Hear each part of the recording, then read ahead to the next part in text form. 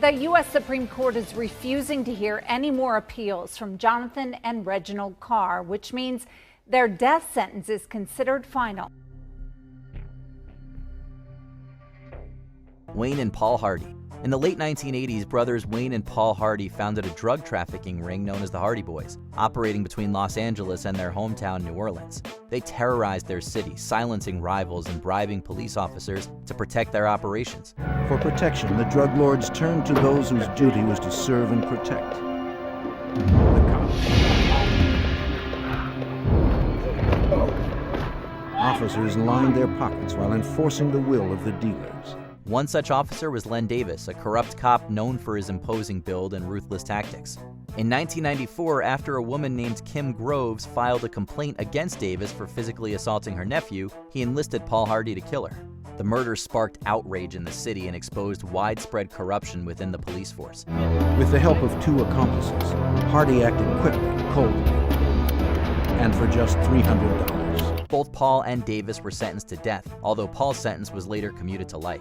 Meanwhile, Wayne was killed in a shooting in January 1996. The Fryer Brothers. What was meant to be a night of laughter and campfire songs quickly turned into a nightmare for five friends on November 17, 1973. 5 teenagers ventured into the park for a night around a campfire. Most of them wouldn't return home. The group, which consisted of 5 boys and 1 girl, Sandra Chesky, was ambushed at Gitche-Manitou State Preserve in Iowa by Alan, James, and David Fryer. The Fryer brothers posed as narcotics agents searching for illegal drugs, but instead murdered the 4 boys and abducted Chesky to their farmhouse, where she was sexually assaulted before being released. Chesky immediately reported the crime and led police to the farmhouse, where they arrested Alan, and eventually James and David. The mass murder left loved ones in disbelief. In Sioux Falls in 1973, stuff like that didn't happen. You know, we didn't lock our doors. Her testimony at trial was crucial in securing life sentences without the possibility of parole for all 3 brothers. Tamerlan and Dzhokhar Tsarnaev. The Tsarnaev brothers arrived in the U.S. as children brought by their Chechen father, who sought asylum to escape political persecution. As with so many around the world, for the Tsarnaevs, the dream of America had proven irresistible. It was here that the Tsarnaevs landed in the early 2000s, Norfolk Street in Cambridge, Massachusetts. In fact, that's their place there. Over time, they became influenced by extremist ideologies and orchestrated an attack in protest of U.S. foreign policies. On April 15, 2013, the brothers left 2 homemade explosives near the Boston Marathon finish line, killing 3 people and injuring nearly 300. They were eventually identified through surveillance footage. This led to a massive manhunt that ended with Tamerlan being injured in a police shootout and ultimately dying at the hospital. While Dzhokhar managed to escape, he was later found hiding in a resident's backyard. He was tried on 30 criminal accounts, convicted, and sentenced to death. The federal government sought this death penalty primarily for 2 reasons: the heinous nature of the crime and the fact that there was so much premeditation. Law enforcement officials said that they wanted to show the public that they took this case seriously and that the most severe punishment was warranted in this case. Micajah and Wiley Harp. Often regarded as the first known serial killers in U.S. history, Micajah, Big Harp, and Wiley, Little Harp wreaked havoc on the frontier in the late 18th century. Stories we heard make your blood run cold. I hear tell they move through the wilderness like the natives themselves. Silent. 2 lurking devils, just waiting to spring on any unsuspected passersby. Born in North Carolina, the Harp brothers drifted into crime during the American Revolution, siding with British loyalist militias. After the war, they continued a violent spree across Tennessee, Kentucky, Illinois, and Mississippi, indiscriminately killing men, women, and even children, often without any motive beyond sadistic pleasure. As their spree continued, vigilante groups began to form to seek justice. Defeat me and I'll submit myself to the courts and the noose without further protest. That's what you want, isn't it? In 1799, one group finally tracked them down and managed to kill Big Harp. Little Harp successfully escaped and began going by an alias, but he was ultimately captured in 1804 and executed. Pete and Pat Bondurant. The Bondurant twins were infamous in their Elkton, Tennessee hometown for dealing practically every drug. They were known to be able to get whatever you wanted for the people who were doing drugs. Drug dealers become popular, and they became popular based on that. However, it wasn't their trafficking that landed them behind bars. Pete and Pat Bondurant lived together in a farmhouse that became notorious for its parties, attracting many locals. But 3 individuals who visited never left alive.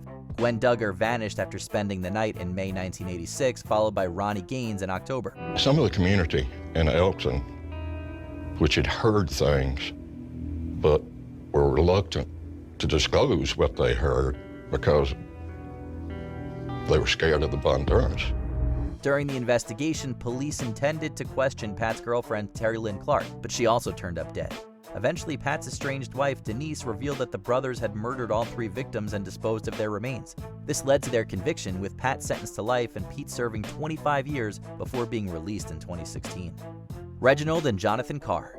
Over a 1-week span in December 2000, Reginald and Jonathan Carr unleashed a horrific crime spree in Wichita, Kansas, claiming 5 lives and leaving 2 people severely injured. The brothers were sentenced to death after being convicted of dozens of crimes, including the capital murder of 4 people in a brutal attack in which another woman survived. They were also convicted of attacking another woman who later died and of carjacking a local coach. This event became known as the Wichita Massacre. It began on December 8th when they robbed and shot 2 people 3 days apart, one of whom later died from her wounds. Then on December 14th, they broke into a home where they found 5 individuals. After sexually assaulting the women, the brothers forced all 5 to engage in sexual acts with each other. They then emptied their bank accounts before shooting the victims and leaving them for dead. Miraculously, 1 woman survived and reported to the police. The brothers were arrested and ultimately sentenced to death. The U.S. Supreme Court is refusing to hear any more appeals from Jonathan and Reginald Carr, which means their death sentence is considered final. The Gonzalez sisters. Known as Las Poquianchis, the Gonzalez sisters were 4 women from Jalisco, Mexico, who ran a network of brothels across the country in the 1950s and 60s. The eldest, Delfina, and the youngest, Maria de Jesus, led the operation. They often recruited girls from low-income areas with promises of jobs as maids or waitresses. Once trapped, the girls were forced into sex work, and when they became too ill or deemed unfit to continue, they were killed. The horror came to light when police arrested one of their recruiters, who then ratted them out. When their property was searched, police discovered the remains of 91 people buried on site. The sisters were tried in 1964 and each sentenced to 40 years in prison. Alberto and Vito Aguechi. The Aguechi brothers, Alberto and Vito, were key figures in a drug smuggling ring that operated between the US and Canada in the late 1950s and early 60s. The ring was closely linked to the New York Mafia, particularly the Buffalo crime family. Using Sicilian immigrants as couriers, the brothers transported drugs in suitcases and paid tributes to Buffalo boss Stefano Magaddino. However, their operation began to unravel in 1960 after 2 smugglers were arrested and turned informants. By 1961, the Aguechis were indicted and Alberto was detained. Frustrated by Magaddino's refusal to cover his bail, Alberto threatened to expose him. Shortly after, he was found dead, likely on the boss's orders.